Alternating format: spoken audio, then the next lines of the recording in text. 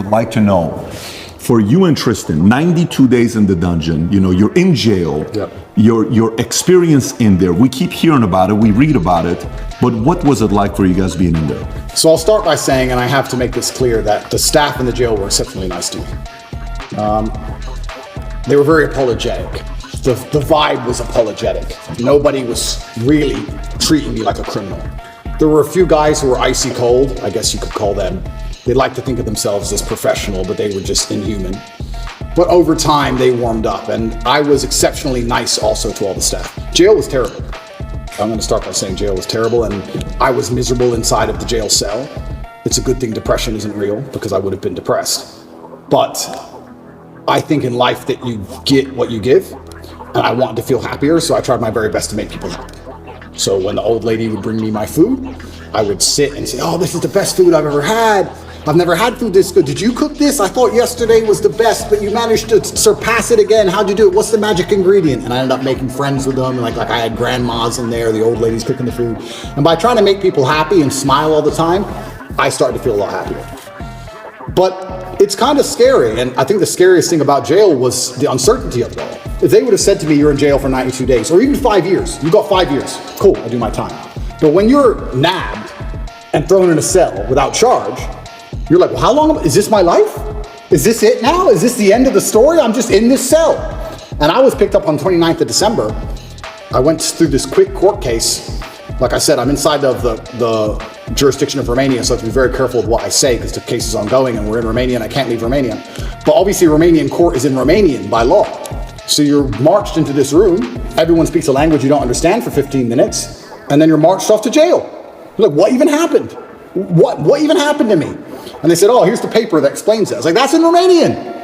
And they said, oh, don't worry, you'll get a translation to English by law. I was like, okay, that's fine. But because I was picked up on the 29th of December and there was New Year's Eve and holidays, it was 2 weeks before I even knew why I was in jail. 2 solid weeks I'm in jail. No one told me in English why I'm in jail. I had no idea what the charge. Can they do that?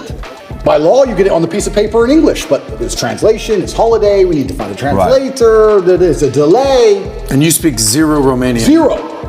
So they said, oh yeah, human trafficking. What do you mean human trafficking? Who? When?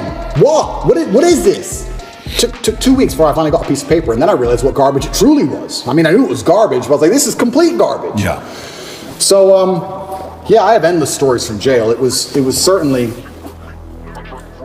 I don't think jail teaches you much new. What it does is confirm everything you already know.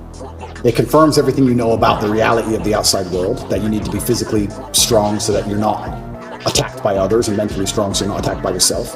You learn who's on your side and who isn't. You learn who's a coward and who's not. You learn who's an opportunist and who isn't. Your circle, you certainly learn a lot about the people around you when you go to a jail cell, that's for sure. But I remember it was New Year's Eve. When I was first picked up on the 29th of December, I was very sure I'd be out in 24 hours. So there's no way they're gonna keep me. For what? Like this doesn't make sense. So finally New Year's Eve rolls around and I'm sitting in the jail cell by myself. And in Romanian jail, you don't leave the room. It's not like an American jail where there's a yard or anything. You're stuck in the room. It's 3x4 and that's your existence. You just stay in the room. Are you by yourself? 24 hours Tristan? a day. At the beginning, I was by myself.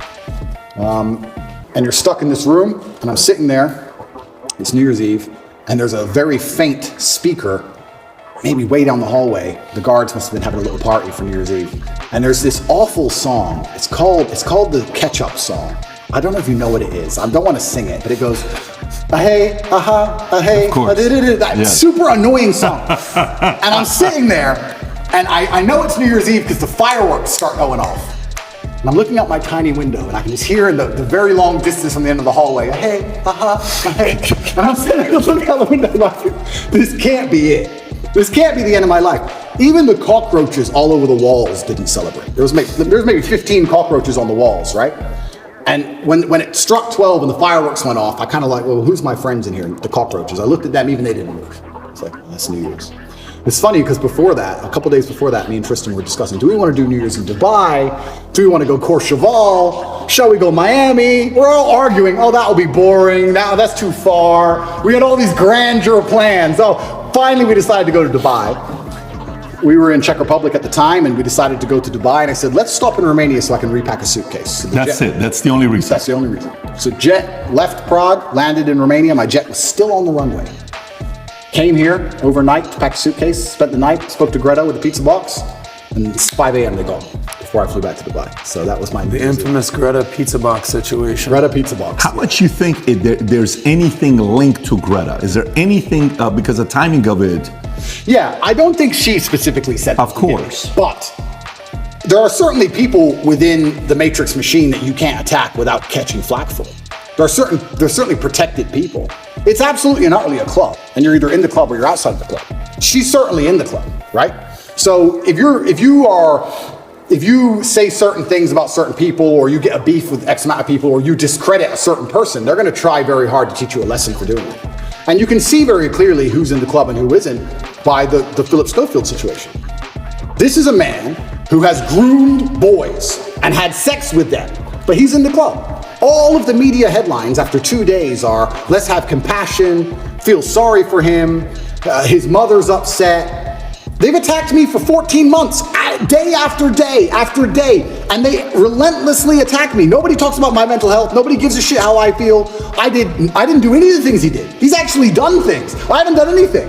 But when you're in the club, you're protected by the media. When you're not in the club, you're attacked by the media. And that's how it simply works. You're either on our side or you're not. But to join their side, you have to sell your soul. Your sanity has a price. Your sanity is for sale. You have to sell it. You have to come along with your sanity, take out your mind and say, here you go. Take my sanity. I'll take 35 million. Yes, that is a woman. Yes, protect me. It's insane. And the reason these people join these clubs is because they know they're doing bad things and they feel that they need protection. The reason I stand up and argue against all this shit is because I know I don't have skeletons in my closet. You think I'd be on the internet talking like I talk and fighting the Matrix if I had skeletons in my closet, if I was actually a bad person? I've been investigated as deeply as a person can be investigated by multiple federal agencies for 14 months. I was locked in a jail cell and 2,000 people I know was called. My barber, my old housekeeper from when I lived in England 9 years ago, my gardener I used to have in another country I lived in. Everybody was called. And people were offered bribes effectively. The media are calling girls saying, if you have a bad story to tell about Andrew, we can pay you $30,000 if you have a bad story. That's a bribe. That's a bribe. And they still couldn't find anyone. Still.